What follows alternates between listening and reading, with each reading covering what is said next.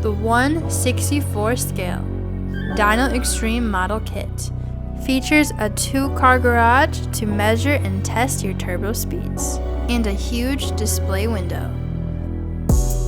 It also includes 2 additional windows and illusion room.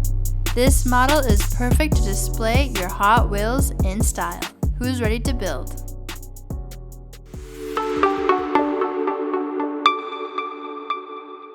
Hey everyone, welcome back to another innovative hobby supply video. I'm AJ, your instructor, and today we're going to be assembling the 1/64 scale Dyno Xtreme building kit. It's perfect to display your Hot Wheels cars and to test their turbo speeds. One of the most important skills to know before assembling your innovative hobby supply model is scoring. It involves a straight edge and a hobby knife to break the surface tension so that the flex stock is able to bend clean. As you can see, I made a practice piece to show you how it's done. Simply line up the ruler along the line and gently press down on the hobby knife on the flex stock. Once done, fold. This technique allows you to make a flat ordinary piece of flex stock into something more intricate and 3D. Today, we'll be using the standard equipment for this model: a ruler, scissors, watercolor markers, a hobby knife, hot glue gun, and some scotch tape. So, let's jump right into it. The very first step is to carefully cut the art out of the kit using a good pair of scissors.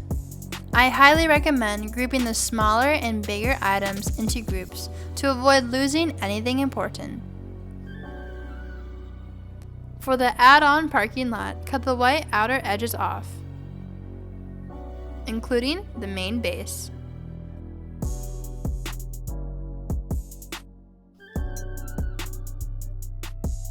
Let's start prepping the red optional awnings. Collect all of them and score the white line above with a hobby knife and ruler. Line up the ruler along the white line and score. After scoring the white line, gently fold the tab downwards just like this, and lastly, touch up the white line with a red color marker. Do the same thing for the outer edges. Put aside for later. Next, grab the right side wall divider and score the glue tab on the side. After scoring, gently fold the tab downwards at a 90-degree angle and touch up the scored area with a gray watercolor marker. It should look like this after done.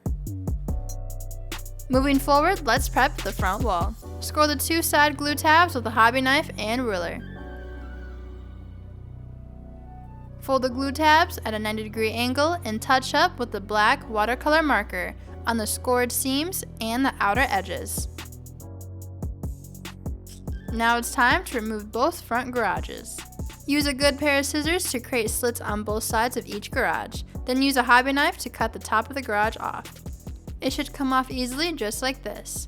After, grab a black watercolor marker and touch up the inside edges. Once that's done, lay flat so the white side is facing you. Grab the front inside wall and place evenly on top, aligning both walls together. When both are evenly aligned together, with your left hand hold firm so both walls hold into place. Lift the right side of the front inside wall up with your right hand. Hold the wall up using your left index finger. Place a small trail of hot glue underneath and gently press together. Do the same thing, but on the other side. This is what it should look like after done, once both walls are put together. Next, grab a pair of the bottom add-on garage doors and glue them onto the backs of each other using hot glue. Once we have 2 sets, evenly place them slightly above the open garage sections onto the back side of the wall. Use small pieces of scotch tape to secure them onto the sides and top. Retape and adjust if needed.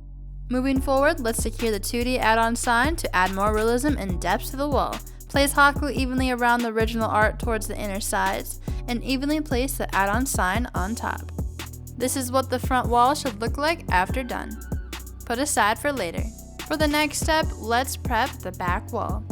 Remove both garage doors using a good pair of scissors. Create slits on both sides of the garage doors. Then, using a hobby knife and a ruler, cut the top of the garage doors. It should come off easily just like this. Touch up the cut edges with a black watercolor marker. Afterwards, let's open the back door. Cut the side of the door using scissors. Then cut the top of the door using a hobby knife and ruler. Lastly, gently score the left side of the door using a hobby knife and ruler. After cutting and scoring, push the door slightly inwards and touch up any white edges with the black watercolor marker, including the outer edges.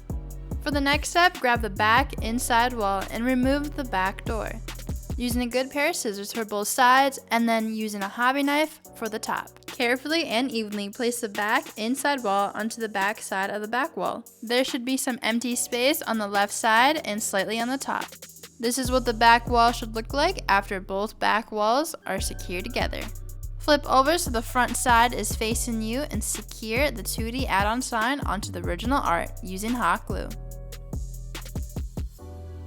Next, grab a pair of the bottom add-on garage doors and glue them onto the backs of each other using hot glue. Once we have two sets, evenly place them slightly above the open garage sections onto the back side of the wall. Use small pieces of Scotch tape to secure them onto the sides and top. Retape and adjust if needed. For the right corner side wall, there is no scoring needed, so you can put aside for later. For this step, grab the right side wall and the front entrance wall and score the glue tabs with a hobby knife and ruler.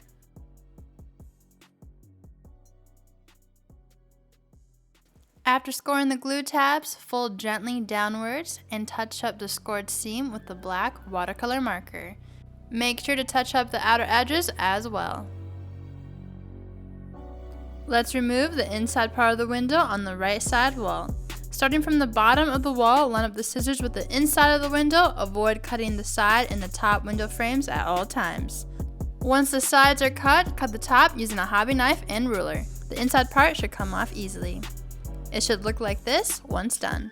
Then, touch up the cut edges with the black watercolor marker. Flip over so the white side is facing you, and grab the window material that's included in the kit. Remove both sides of the wrapper until it's see-through.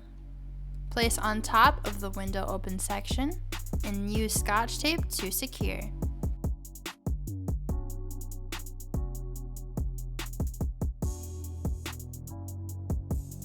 Once done, flip over to the front side and grab the bottom add-on wall that matches the same width as this wall. Line up the add-on piece to the bottom of the wall and the window frame.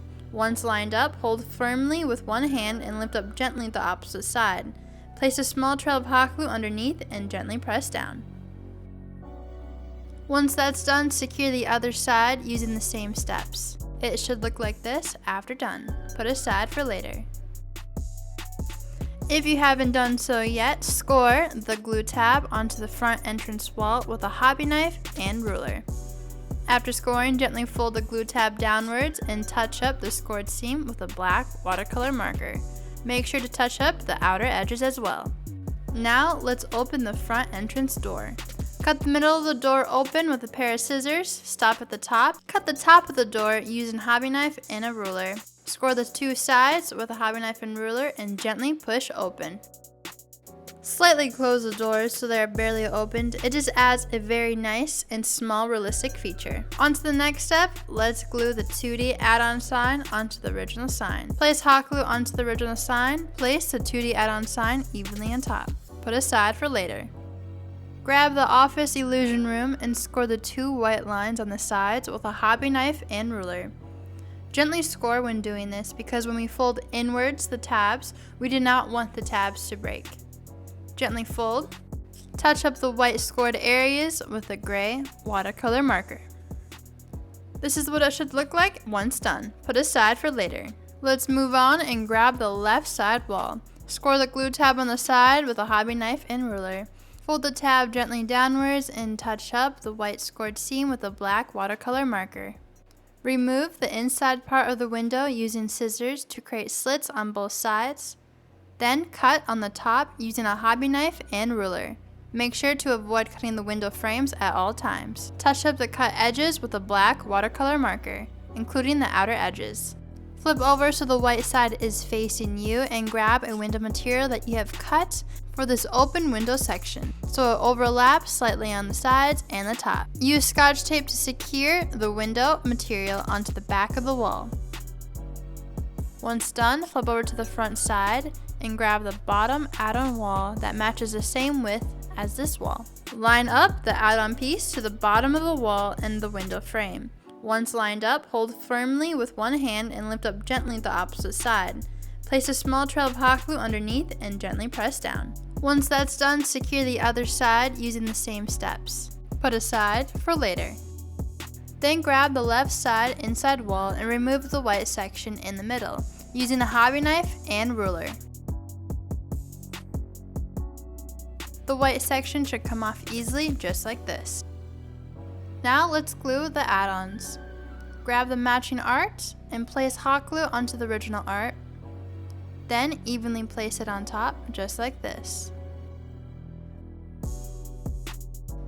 Do the same thing for the meter on top, using hot glue and the 2D add-on meter. Place evenly on top and voila! These two small add-ons add so much more realism to the kit. Then grab the left side wall, make sure the white side is facing you, and place some hot glue along the bottom of the wall. Place the left inside wall on top, securing both of the walls together and lining up the windows evenly together as well. Lift up the left side inside wall and place hot glue underneath. Press gently together. This is what it looks like after done. Put aside for later. Then grab the right side wall divider and cut the inside part of this window out with a hobby knife and ruler.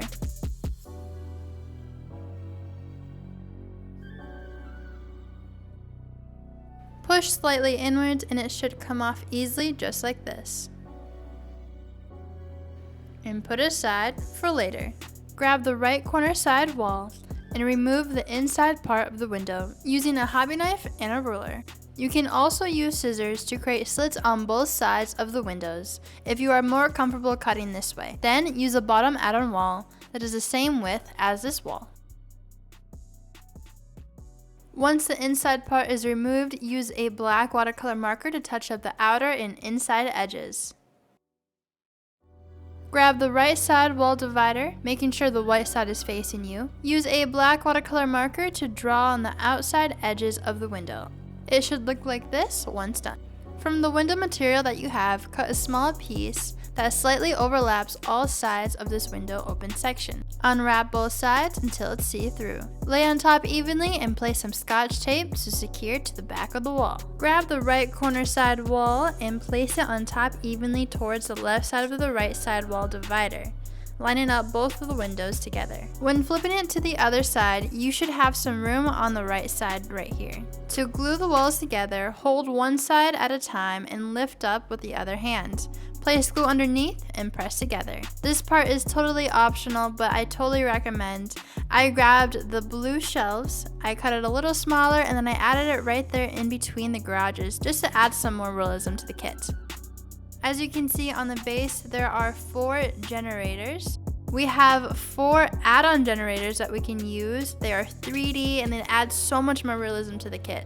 So all you have to do is score all the white lines with a hobby knife and a ruler. After scoring, simply fold all the tabs into a cuboid.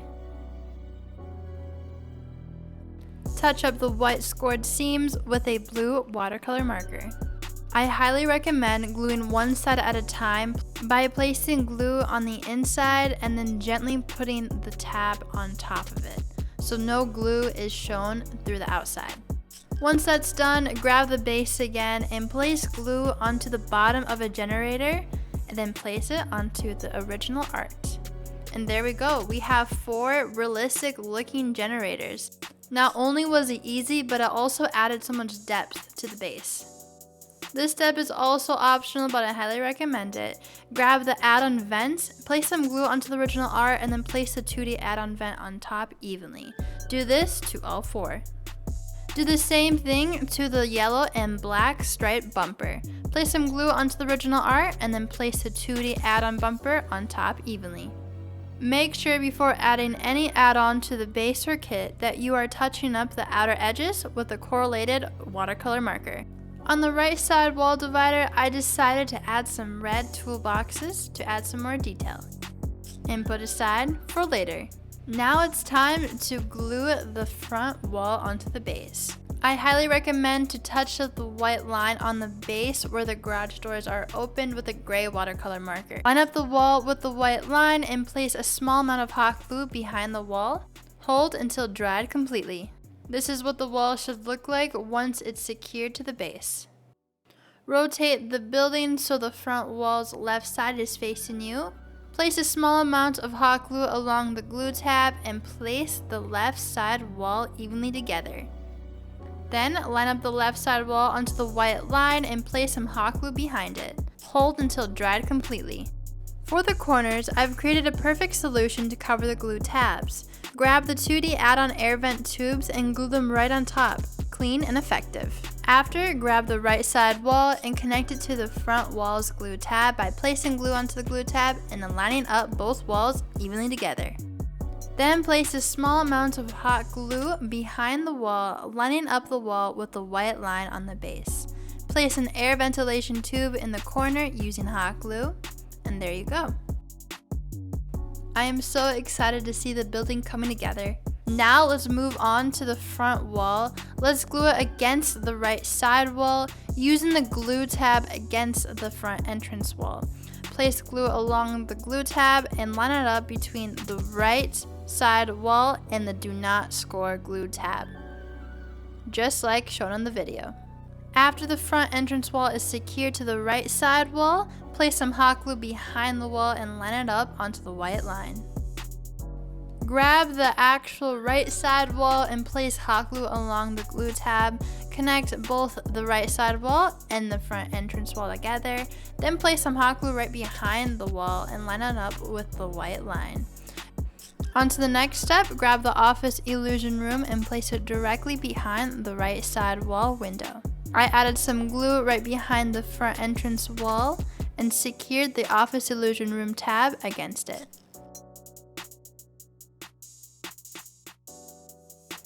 Afterwards, grab the back wall and glue one side at a time to avoid any unevenness. Place some hot glue onto a glue tab, line up evenly together, then secure the middle glue tab onto the back wall. Lastly, glue the other glue tab onto the back wall. Line up both walls evenly together. This is what it should look like once done. Then grab the last air ventilation tube and place it onto the corner using hot glue.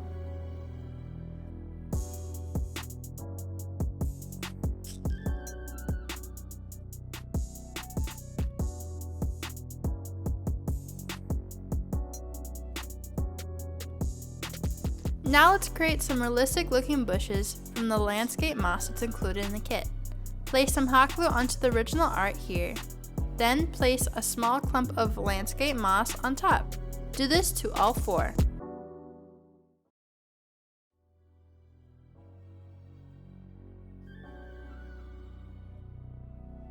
Once the bushes are made, they should look something like this.